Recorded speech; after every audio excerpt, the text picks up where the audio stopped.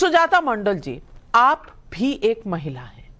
मैं आपसे पूछना चाहती हूं, क्या बंगाल में अलग कानून है और बाकी देश में अलग कानून है? एक पीड़िता अगर कह रही है उसके साथ रेप हुआ है, उसके साथ बलात्कार हुआ है, वो यौन उत्पीड़न से कहीं ना कहीं ग्रस्त है, तो क्या कानून अपना काम नहीं करेगा? क्या एफआईआर दर्ज नहीं होगी? क्या अरेस्ट नहीं होंगे? मैं पूछना चाहती हूं, आज तक कोई एफआईआर क्यों नहीं हुई है? और क्या हम सब आंख मूंद कर बैठे रहेंगे और कहेंगे ये एक राजनीतिक साजिश है, इसीलिए हम महिलाओं के कंप्लेंट को दर्ज भी नहीं करेंगे?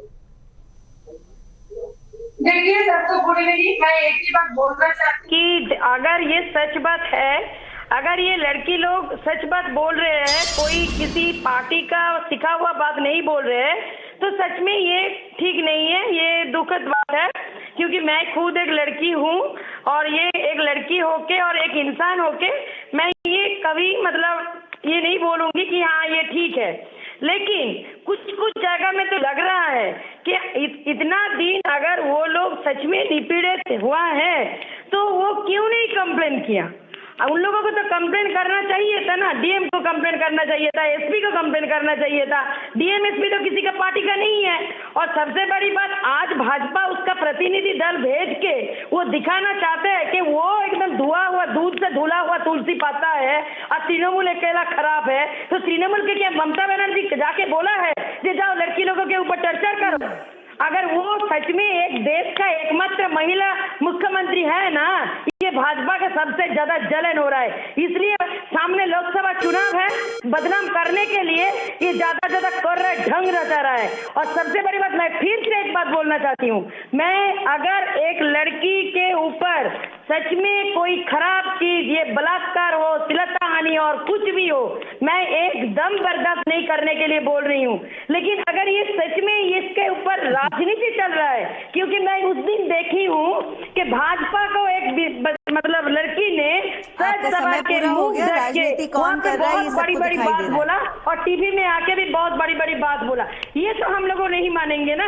और आप निश्चिंत रहिए, ये सरकार है, ममता। एफआईआर कहाँ है? जो सुजाता मंडल जी, ये फैसला करने वाले ना आप है ना हम हैं। एफआईआर कहाँ है?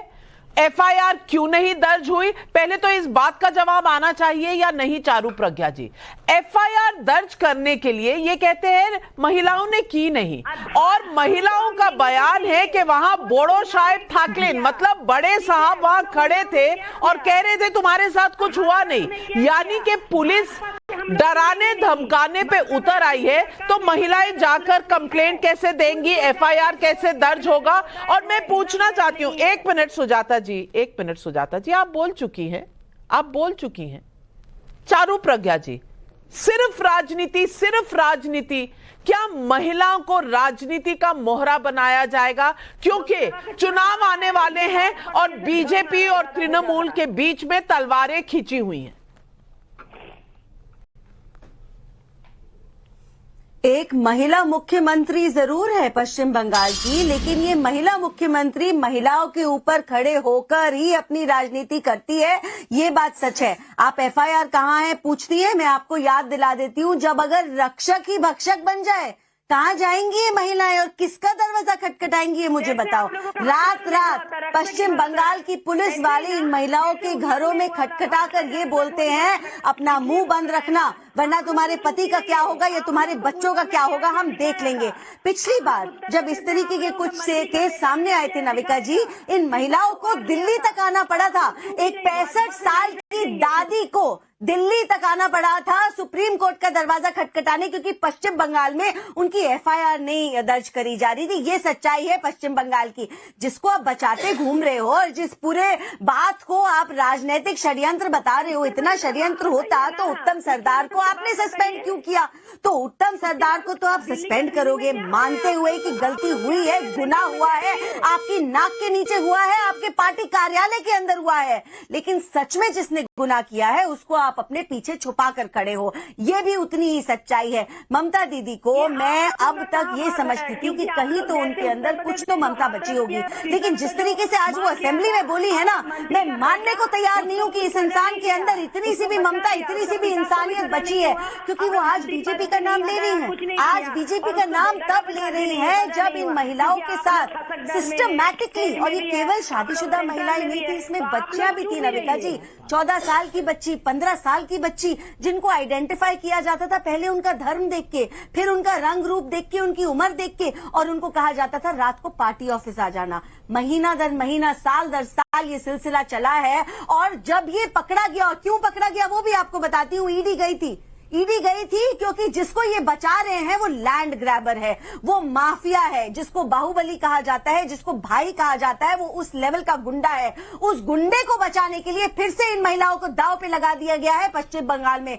पुरानी कहानियां काफी नहीं थी। मेरा तो ये मानना है कि आपको, पहले तो आप महिला हैं, आपको भी शर्म आनी चाहिए। यहाँ पर टीवी पर आकर आप बचाव कर रही है, कह रही है एक महिला मुख्यमंत्री। अगर महिला मुख्यमंत्री तौसीफ अहमद खान, मैं पूछना चाहती हूँ कौन सा कानून, एक मिनट सुजाता जी सब अपनी टर्न में बोलेंगे, आप कंटिन्यूअसली नहीं बोल सकती, आपको सुनने की भी आदत डालनी पड़ेगी। सुजाता जी पार्लियामेंट इतना ढोंग से रचाया तो क्यों नहीं बुलाया द्रौपदी मुर्मू को? आपसे लड़की लोगों के सम्मान नहीं सीखेंगे हम लोग, आप लोग चुप रहिए। वाह, चुप करा दीजिए सबको। क्या बोले जा रही है? नहीं, आप चुप करा दीजिए सबको, महिलाओं को चुप करा दीजिए, बंगाल की महिलाओं को चुप करा दीजिए, जो सवाल पूछे उनको चुप करा दीजिए। आप एफआईआर दर्ज करिए जर्नलिस्ट के खिलाफ, आपके लिए सब सही है, लेकिन बाकी देश में डिक्टेटरशिप है। और तौसीफ खान भाई, हम बहुत मुद्दों पर डिबेट करते हैं, और हम बात करते हैं तो देश की बात करते हैं। ममता बनर्जी हाथरस जाएंगी, हाथरस पर सवाल पूछेंगी, और उनका हक है, मैं मानती हूं उनका हक हो।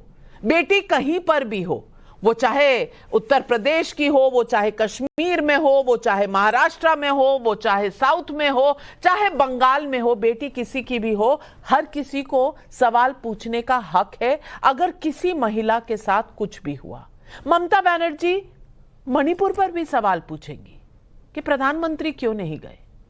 मैं पूछना चाहती हूं, संदेश खाली बंगाल में है या नहीं है? वहां की महिलाओं की आवाज मुख्यमंत्री के कानों तक पहुंच रही है, या सिर्फ साजिश ही लगता है सब कुछ? अगर कोई महिला कह रही है कि उसके साथ रेप हुआ है, मुझे बताइए कानून क्या कहता है, और कानून अपना काम बंगाल में क्यों नहीं करता?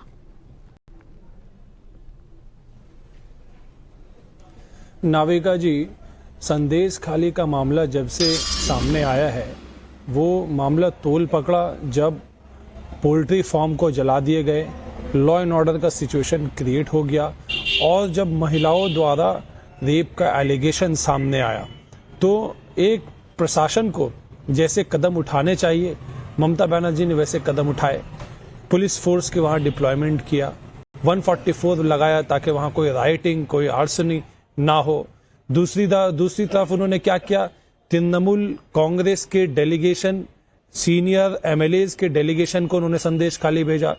नेशनल स्टेट वुमेन कमीशन की टीम संदेश खाली विजिट की, और 10 महिलाओं पुलिस ऑफिसर का, जिनको लीड कर दी है डीआईजी रैंक की महिला पुलिस ऑफिसर, उनकी टीम को उन्होंने वहां भेजा।